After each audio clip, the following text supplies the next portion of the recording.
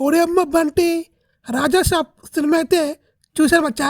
ఇంక ఈ రాజాసాబ్ కొంచెం చెప్పుకోవాలంటే నేనైతే జస్ట్ ప్రభాస్ పాయింట్ ఆఫ్ వ్యూనే సినిమా చూశాను. అంటే ప్రభాస్ వచ్చి 2 ఏళ్ళు అయిపోయింది కాబట్టి నేనైతే స్టోరీ స్క్రీన్ ప్లే బొక్క బోచడం పడుచుకోకుండా ప్రభాస్ని చూస్తూ ఉండిపోయాను. ఇక సినిమా నాకైతే నచ్చింది చెప్తాను. సినిమా నాకైతే నచ్చింది, చాలా బాగుంది. సినిమా యొక్క సీజీ వర్క్ అవ్వచ్చు, టెక్నికల్ వేస్లో చాలా బాగుంది.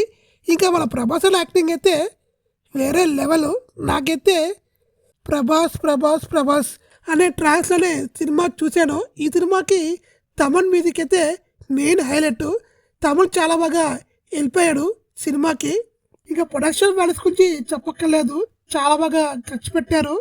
ఇంకా సినిమాలో హీరోయిన్స్ కూడా చాలా బాగా పర్ఫామ్ చేశారు, అలానే చాలా బాగా చూపించారు. అదే గ్లామరు.